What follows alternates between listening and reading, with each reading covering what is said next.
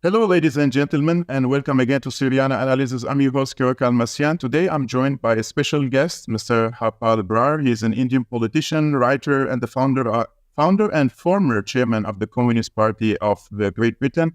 It's very great to have you on Syriana Analysis, sir, in order to hear your insight on what is going on nowadays in Africa, from coup d'etats, revolts against colonialism and neocolonialism. We have to step into this information warfare and try to clear up to the people what's going on there. So thank you very much for being my guest again, Australian Analysis. Thank you for having me.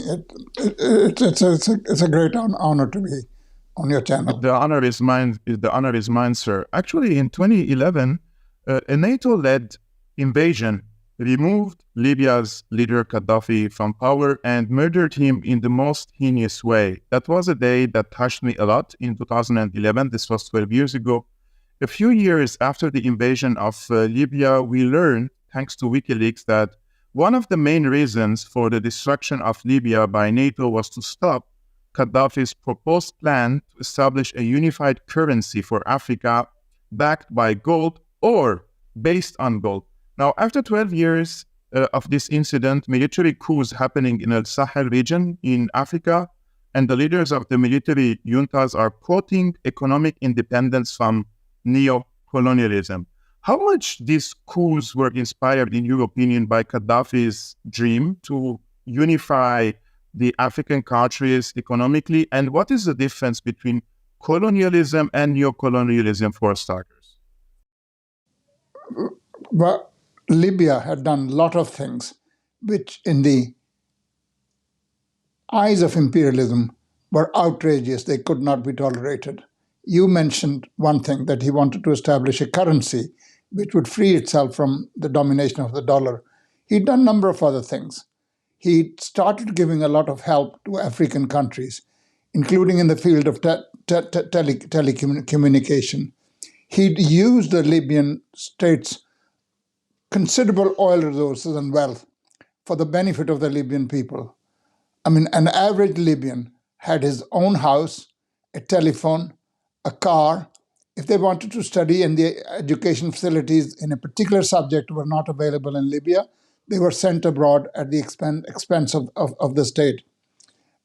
During a certain phase in the liberation struggle of the Irish people in Northern Ireland, he supplied weapons to the IRA. Now, that's really a red rag to the bull. British imperialism was extremely angry about that. And by raising the living standard of the Libyan people, he'd shown that it's not the God-given fate of the African people to live in poverty. Africa is a very rich continent. There's not a single mineral that's not available in Africa. The Democratic Republic of Congo is one example. It's rich in every kind of mineral. And what do the Congolese people get? They get millions of their people slaughtered. First, King Leopold slaughtered 10 million people. And then when independence came, the imperialists could not tolerate its anti-imperialist government headed by Patrice Lumumba.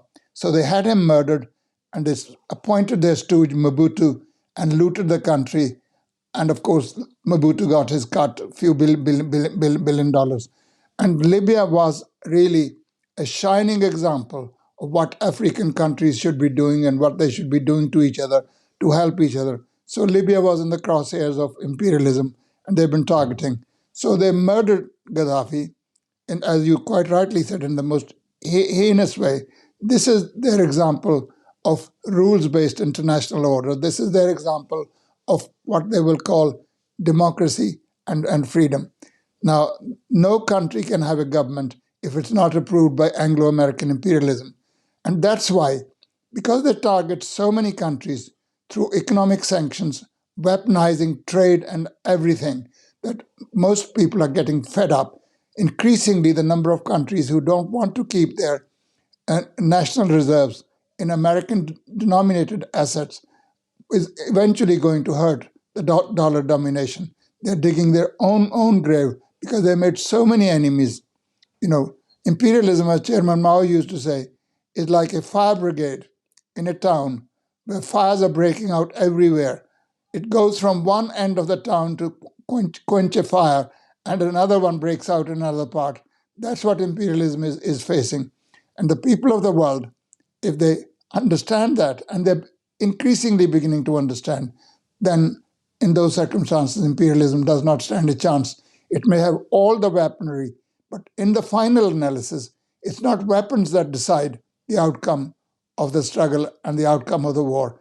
It's the spiritual quality of human beings fighting. Otherwise, what chance would Syria have to stand up against the mighty US imperialism? It stands precisely because the Syrian government has the support of its people. And what's more, despite all the lies that are told, oh, it's a Alawite minority regime, the population does not like it. The majority of the soldiers in the Syrian army are not Alawites. They are Sunni Muslims, but they fully support their country's government because that government is standing for the rights of the Syrian people to have an independent existence and an independent economy, not in any way constrained by imperialism. Bashar al-Assad will become a darling of the West tomorrow if he changed his tune. And he said, no, everything is fine. We'll do what you ask us to. I mean, the American president at the time had said, we'll call off this trouble in Syria if Syria would break its connection and relationship with Iran.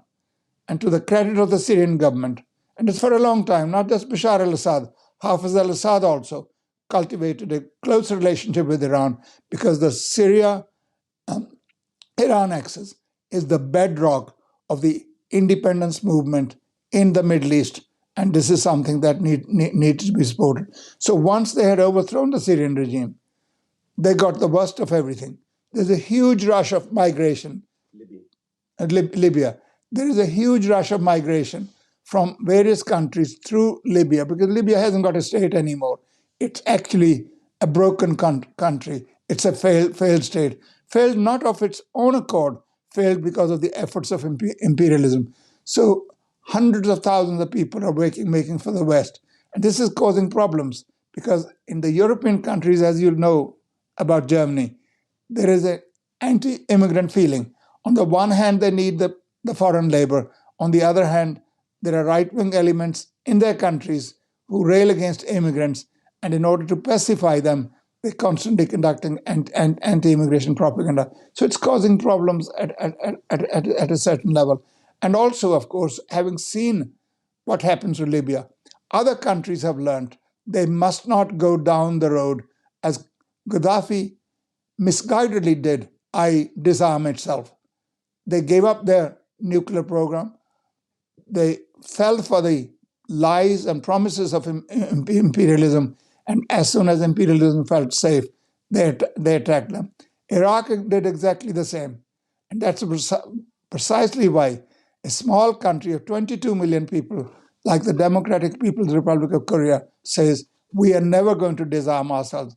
Our nuclear weapons program is not up for negotiation. You want to talk to us about normalizing the relations? Yes, the first thing we would like you to do is take away your forces from South Korea. Leave us alone. Stop exercising intimidation on us every day, 24 hours a day. So people are learning. And Syrians have been pretty cute for a very long time. They've learned how to conduct themselves precisely because they are against the Zionist regime in Israel, which has been imposed by imperialism. Palestinian people's land, Palestinians who lived there for over 1,000 years, has been stolen by European Jews in the name of creating a Jewish state. Now, if you got to go far back in history, no country is safe. Every country's history shows that at some stage other people were present there. You will find the same in Iraq. You'll have to bring the Mongols to come and rule you. If tomorrow the Mongolian government made a claim to Syria, well, they'll be laughed at in their face, wouldn't they? And yet the Zionists actually claimed that because imperialism had the power at that time to impose its will. And Syrian regime in Syria is the same, sir. If we want to go back in history, 7,000 years ago, we have the Assyrians, we have the Akkadis, we have lots of, let's say, ethnicities who came and civilizations to Syria. And nowadays, Syria consists of, it's one sort of a cradle of civilizations. It's a boat of different civilizations and cultures that live together. And in my opinion, this was a strength factor for Syria before the war. And this is why the imperialists tried to break this mosaic in the Syrian society and tried to push for sectarian narratives in order to divide the country into vertical lines to create different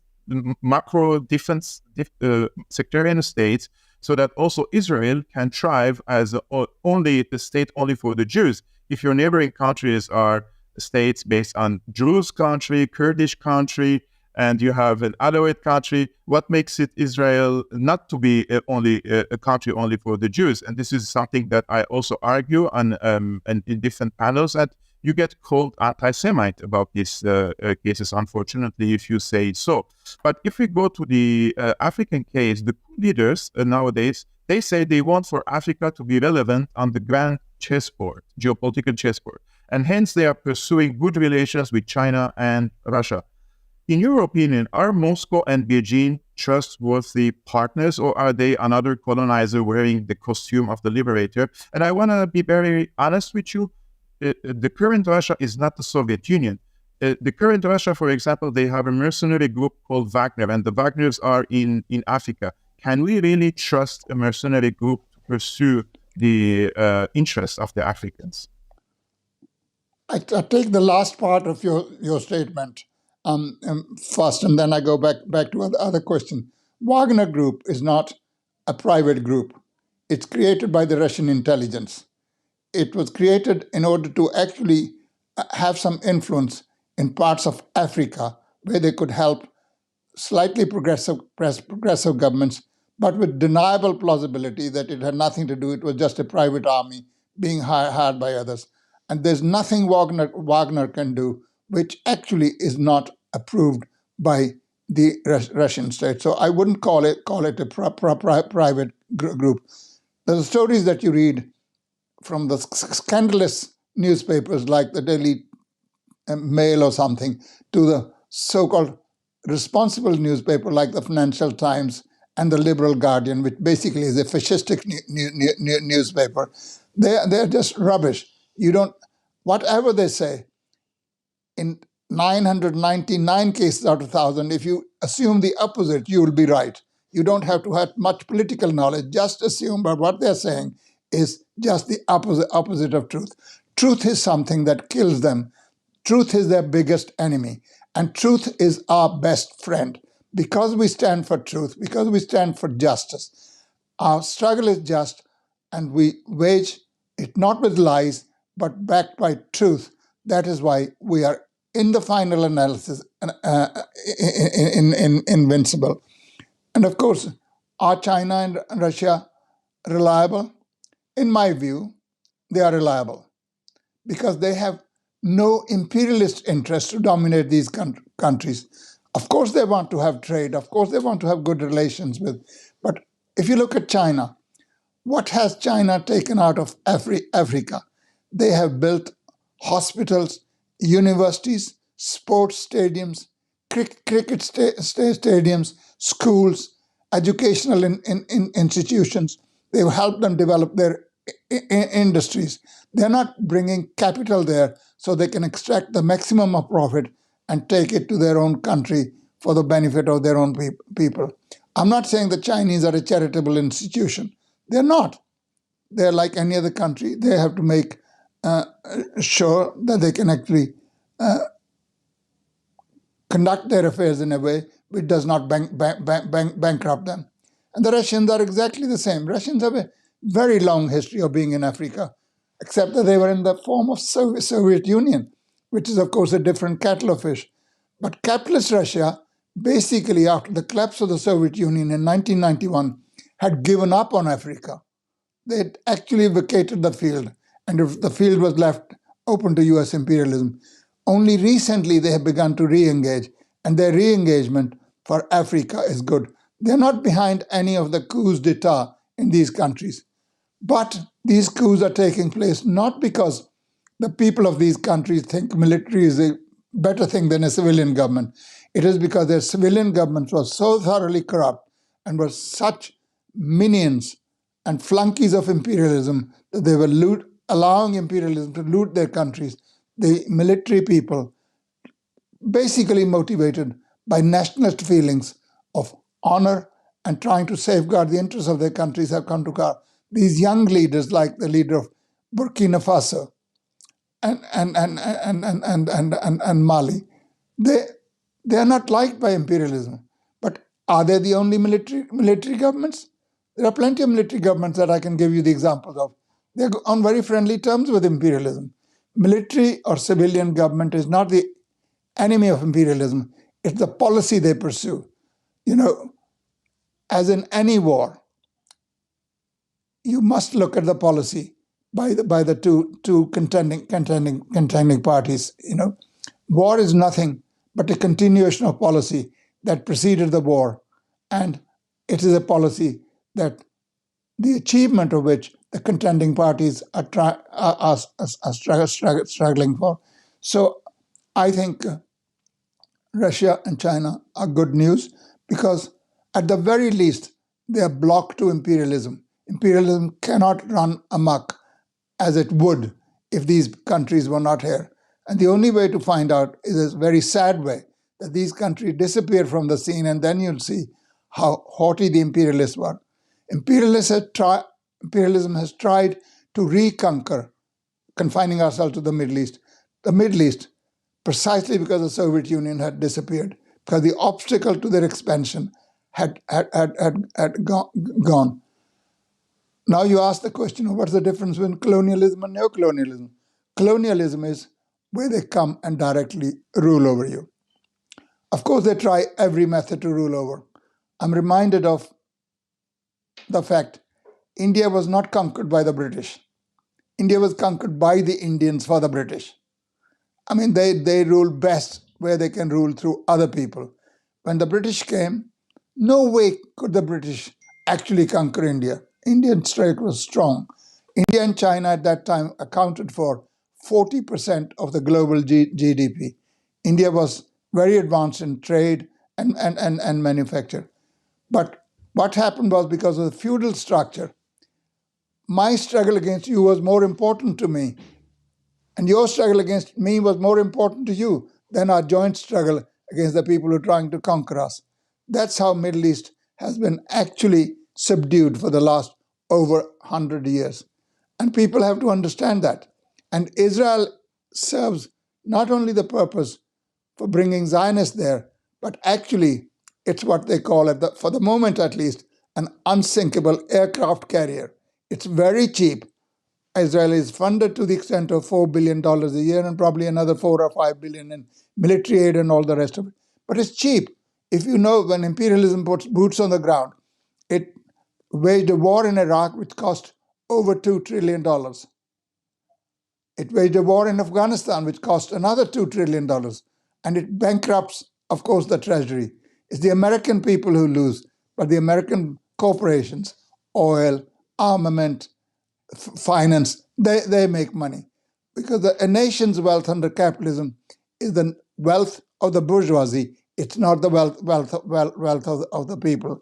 And that's precisely what. So neocolonialism is an attempt to rule by looking very friendly, by looking not interested in interference, but interfering indirectly by dividing people against each other.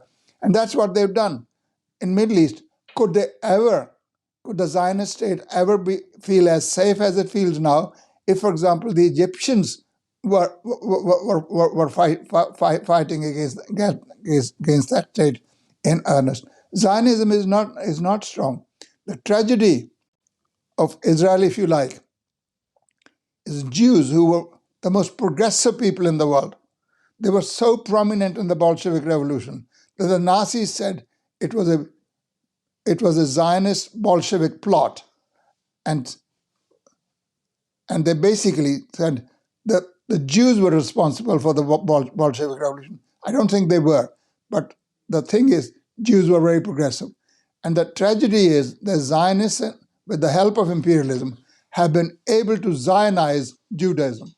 We're not against Judaism. People can practice any religion they like, whether they're Muslim, Jews, Hindus, Sikhs, Christians. We have no problem with that. Which church you go to, which marble floor you bang your head against it, that's your problem. That's not our problem. But it becomes our problem if that religion is actually weaponized to use against people, against their own interests. So neocolonialism, after the Second World War, it was clear the old colonial system was off. After the October Revolution, it was clear that colonialism could not carry on, because one of the abiding features of the Soviet Union under Lenin and Stalin was that the struggle of the proletariat in the advanced countries would be a fraud if the people of these countries were not closely connected with the hundreds upon hundreds of millions of people who were exploited by their own ruling class in the countries of Asia, Africa, and Latin America. So the national question was no longer confined to a few so-called civilized nations, the Poles, the Irish, the Serbs, etc. The national question had become an international question, because the October Revolution, for the first time, actually showed that the attempt to divide people, some being backward, some not being backward, some being black, some being white, some being civilized, others being uncivilized.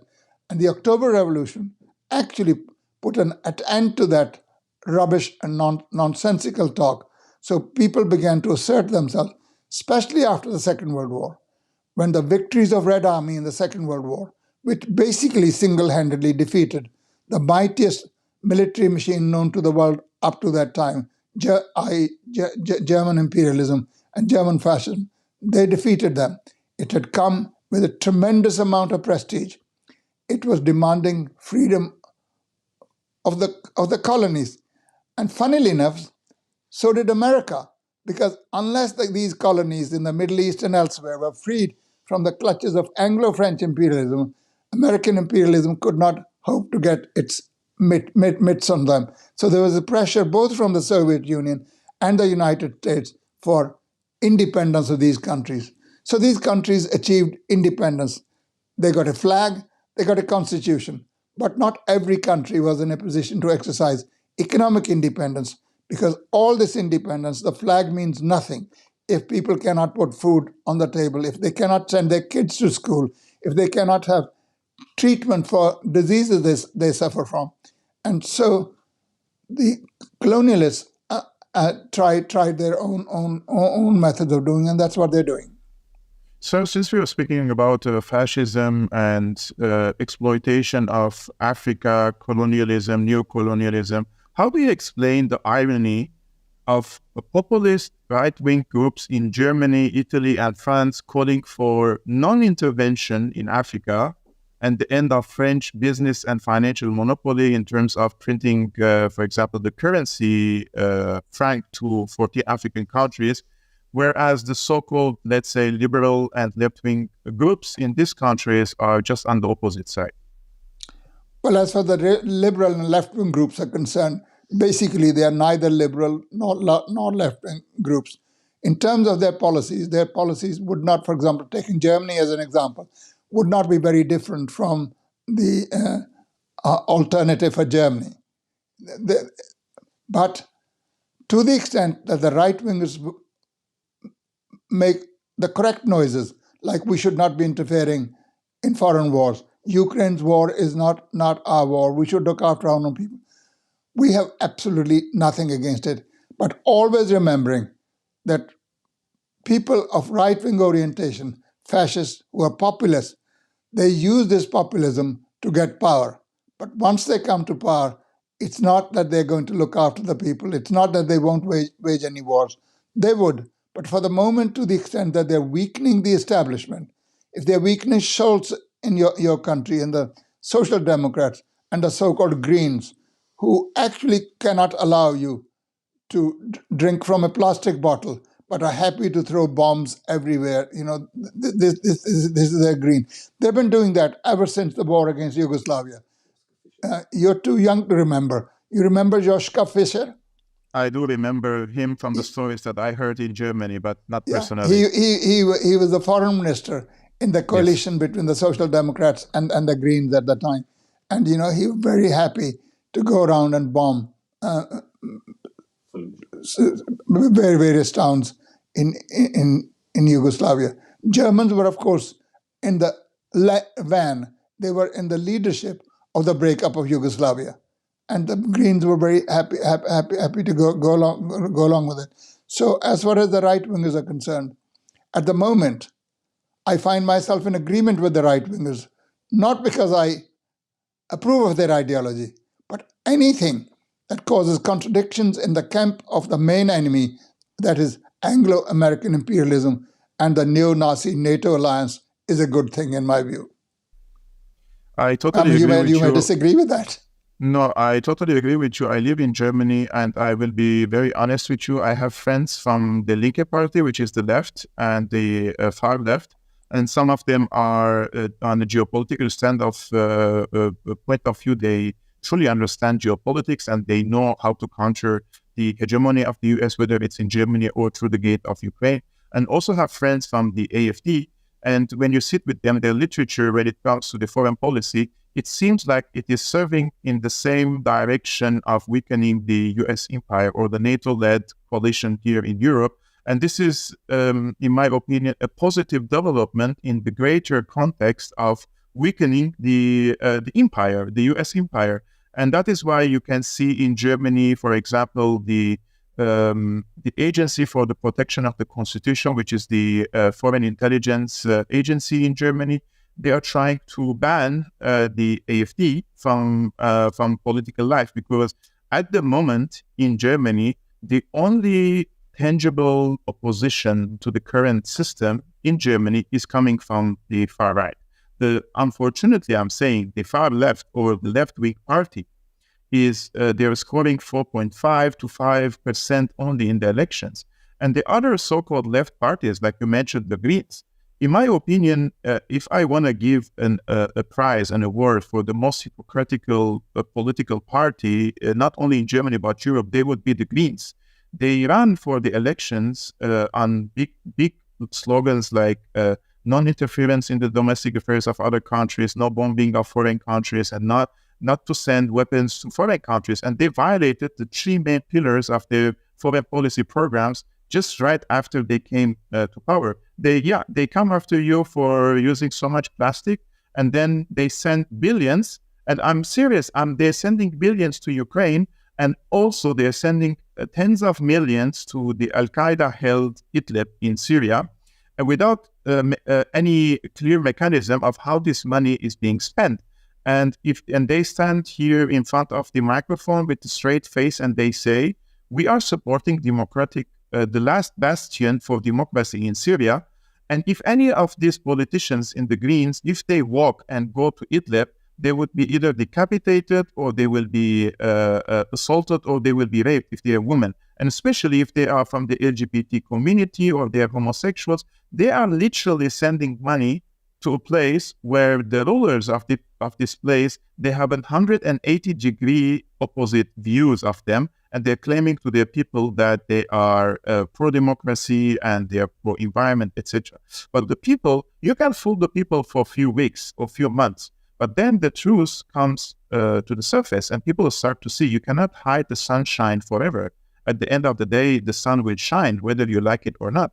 And the people in Germany, in my opinion, at this current moment, because they feel a huge socioeconomic burden on their shoulders, whether it's because of the economic crisis or because the open door policy for the refugees here in Germany, like they were manipulated, the people here. And the media plays a very instrumental role and very practices hegemony over the people's brains. So they cannot really think independently. If someone is waking up 6 a.m. to go to work at 8 and comes from work at 6 at night, and sits in front of the TV and eats something and then watches the TV, this person doesn't have a time to do any research, to double check the information. But once they started feeling the burden, as I mentioned, the economic burden and the social burden, they are going to go to the opposite side, to the AfD, because this is the only party that they haven't voted for yet. This is the only party that wasn't in the system yet. So we have to understand also why, like, not if the AfD is scoring 25%, in 2013 they had 3%. So the 22% extra that they are having now, they are getting from the other parties, from the CDU, from the SPD, from the Greens. These people were not neo-Nazis or fascists as they claim, but they are voting for AfD because they want an alternative and they want to solve the socio-economic problem. And one of the issues that Germany is heavily involved in now is Syria. And I want to ask you about Syria because I personally come from Syria. I saw firsthand what the US did to my country. And I call them criminal psychopaths because it's unimaginable what they did to Syria. And people cannot comprehend the amount of pain they inflicted upon the Syrian people, whether through supporting radical Takfiris, the Wahhabis, just like they did with the Arab Mujahideen in the Soviet Union against in Afghanistan against the Soviet Union. They did it in Syria. They have murdered over 500,000 people because of this war. And now they are imposing draconian sanctions on the Syrian people in order to choke them like they did with Iraq, where they killed 500,000 children. And Madeleine Albright said, the price was worth it for killing 500,000 children.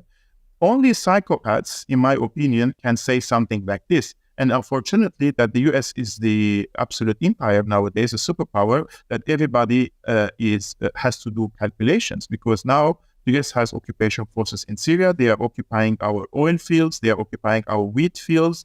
And they're burning the wheat fields and then sending genetically modified seeds to plant new wheat for Syria. This is unimaginable what they're doing in Syria. So in your opinion, does Syria stand a chance in the near future to kick these US occupation forces out of Syria? Or should Damascus wait for potential change in the balance of power in favor of Russia-China alliance through the gate of Ukraine? Before I come to the most important part of your contribution, just let me make a rather jovial remark. Idlib, controlled by the jihadis, seems to be just the right place where Annalena Baerbock should be sent to practice her green credentials. But coming to parachutes. And then second point I'd like to make is AfD is getting the traction that it's getting precisely because the war against that NATO is waging against Russia is two-edged. It's not just a war against Russia, it's also a war against Germany. Germany is a powerhouse of Europe, economically speaking, and its economy was built on a very good formula, cheap Russian gas supplied to German industry. And German industry's engineering prowess mixed together made them a formidable force against which none of the European countries could compete. So America wanted to destroy that competitor. Also, at the same time, it wanted to make sure that Germany never came closer to Russia. If Germany and Russia were closer, then it would really mean the end of American hegemony in Western Europe. And that's precisely why, to make sure that Germany will not come closer to Russia, they destroyed the Nord Stream pipeline. It's not done by small boats, dinghies coming with some Ukrainian officers or Polish officers. It's done by the American Army and Navy. They've destroyed it so as to take away the chance forever to restore the Nord Stream pipeline. Because even if relations between Germany and Russia were to improve, it'll take years for it to be restored. And German people, especially the followers of AfD, understand that this war is also against them. And they are able to actually speak for the national interest, and that's why they're getting the votes that they're getting in the elections. Now coming to your last point, which is very important. Can Syria win? My answer is yes, Syria can. What's more, I would even make bold to say Syria has won. The attempt to overthrow the Syrian regime and have a puppet regime imposed on them, notwithstanding the horrendous costs, like over 5 million Syrians giving their lives as a result of this struggle. Economic sanctions, which really are as bad as weapons of mass destruction. They devastate people's lives. Imperialists go to these countries. First, they help to physically destroy them, and then they impose economic sanctions. They waged a war against Afghanistan for 20 years, and now they've lost there, and they've stolen the Afghan central bank's reserves in America, about 700 billion. They're not releasing that money, and they're imposing sanctions on the grounds that Afghans do not allow girls to attend school. Now, girls should be allowed to attend school, but this is a matter that the Afghans can solve. Girls were going to school during the earlier progressive regime, and America waged a war through the jihadis against the progressive regime, which was supported by the Soviet Union. They destroyed schools, they bombed hospitals, they bombed clinics, they bombed every social facility. And of course, if girls were going to school, those schools were targeted. They don't give a damn whether girls are educated or not. They don't give a damn whether you get any health protection or not. All they care is how much profits they can extract out of you. And imperialism does not seek freedom. It seeks domination. Domination in its internal policy through the monopolies, and domination abroad. That's precisely their constantly waging wars. These are not wars for freedom. These are not wars for establishment of rule of law or women's rights or democracy and all the guff that they talk about. They are wars for domination. And people, even the most dim-witted ones in the countries of Asia, Africa, and Latin America understand that because they're the target of these attacks. It doesn't require much political knowledge and a PhD in political economy to be able to understand what imperialism is about. They face it every day. It's the idiots with PhDs in the centers of imperialism, the so-called left, who actually need to be taught this lesson, not the people in the Middle East or anywhere else.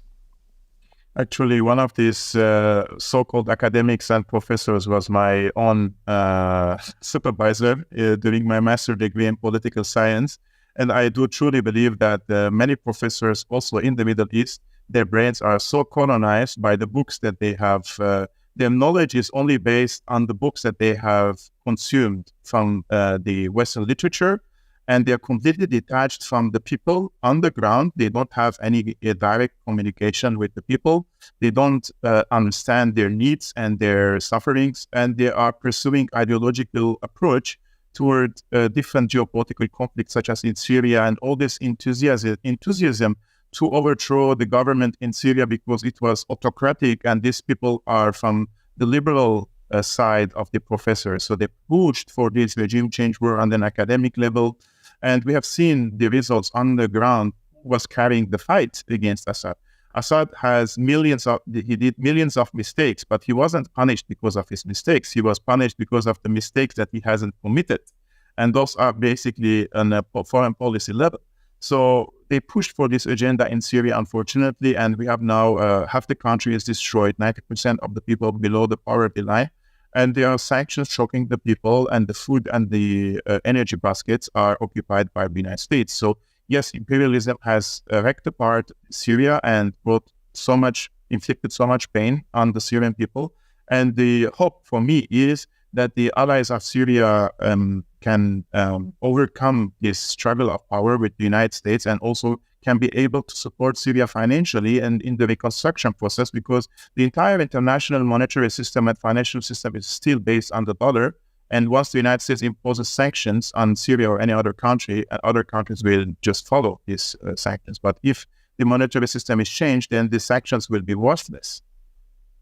Well, Syria is not without friends. Syria has a very good friend in Iran, and it's backed by China, and it's backed by Russia. So it's not that Syrians are powerless.